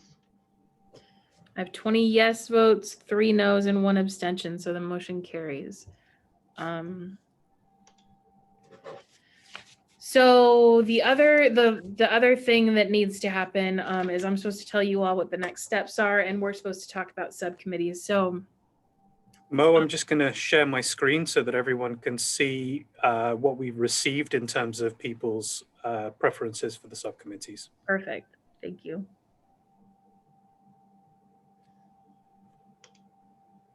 So I'll just talk you through very briefly. We have 1 remaining position open, as I understand it, unless I've missed somebody, and please let me know if I have. 1 remaining position on use of force, 1, 2, 3 on hiring and training, and 6 on body-worn cameras. The use of force is the priority to get done this evening so that the subcommittee can meet after this meeting. I take the use of force subcommittee spot. Erica. Okay. And with Can that, sorry, who was that? This is Dee. Can I get put down for hiring and training? Okay. Thank you. Does anyone else want to put themselves forward? Leah says she'd like to be on the hiring and training also, Leah Edelman.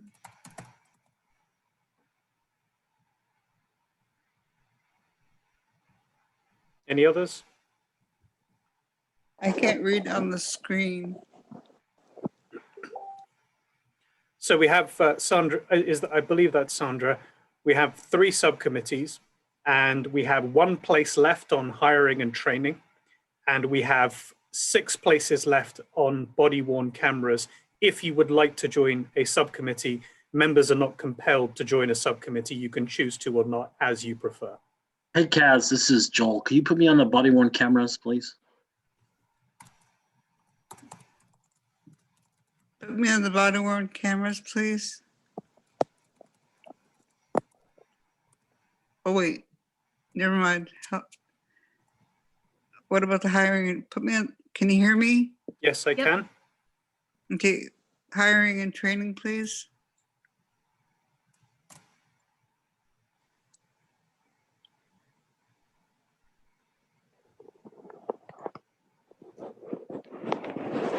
Okay. So with that, I'm going to hand back over to Mo and stop the share. We have enough for the next 2 subcommittees. We can return to the body-worn cameras and any future subcommittees that this committee decides to create at a later date. We have enough for the time being. Thank you very much. Let me take a picture of the share first so that I can read to you all. Okay, so what it sounds to me like is that we're voting on the folks who are going to be on the first 2, the use of force subcommittee and the hiring and training subcommittee. I'm going to just read those names for the record, and I'm going to read the names for both and entertain a motion for both. And if that doesn't work, I'll do one at a time. So the use of force subcommittee members are Rick Hamilton, Marty Wilder, Maisie Davis, Abdul Rahman Isa, Guadalupe Quinn, Silverio Mogart, and Erica Lincongo. The hiring and training subcommittee members are Midas Well, Josh Purvis, Alai Reyes Santos, Justin Meyer, Dee Dent, Leah Edelman, and Sandra Shotridge. I would entertain a motion from any one of you to approve those subcommittee members. I move this slate of subcommittee members. Thank you, Silver. Do we have a second? I'll second. Was that Ebe? Yep. Thank you. I'm gonna find my list of your names and then go from the top to the bottom. Ems. Yes. Daniel. Yes. Betsy. Yes. Macy. Yes. Dee. Yes. Leah. Yes. Abdul Rahman. Yes. Lindsay. Yes. Ebe. Yes. Rick Hamilton. Yes. Joel. Yes. Erica. Yes. Jason. Yes. Brian. Yes. Silver. Yes. Tana.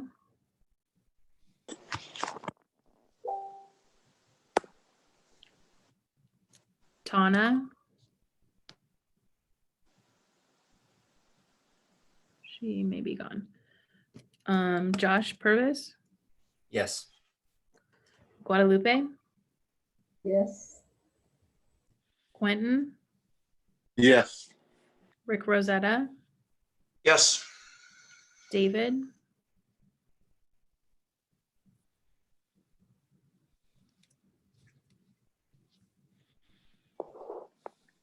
He may also be gone. Sandra.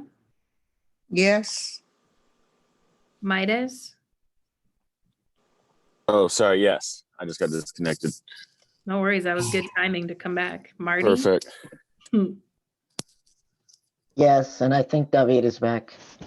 Okay. Yeah, I had said yes, sorry. Okay. Thank you. All right. With 23 votes, the motion passes unanimously. I am to tell you what the next steps are. So in your packet, it says that the facilitation team will send a doodle poll to the members of the two subcommittees that were formed so that future subcommittee meeting dates can be determined.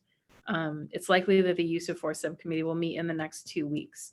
In addition to what you saw in your packet, you've all decided that there will be a meeting, an additional meeting of the Community Oversight Subcommittee. And so a doodle poll will go out for that. And at the next meeting of this group, we will need to go through motions 3 through 7 that we missed. And hopefully we have more than 20 minutes. I super appreciate. Would that be whatever motions the subcommittee either reworks or brings? Yeah, I just wanted to note that we didn't get to that conversation. So whatever y'all come with is what we'll talk about, but we didn't get to any of this bit. Sorry, that wasn't clear. I really appreciate you all giving me 10 extra minutes. I'll do my best next time to not go over time. Mo, also, if anyone has issues that they want those two subcommittees to talk about, can they email them to the facilitation team and then get them dispersed to the subcommittees? Yeah, absolutely. Absolutely. And with that, everybody have a wonderful evening. Thank you, Mo. Thank you, Mo. Thank you, Mo, and all you for city doing this. folks for staying late. Thanks, Mo. Thank you. Thank you, Mo. Thanks. Thank you. Yes, thank you. Thank you. Nice job, Mo and team. Thanks, Is that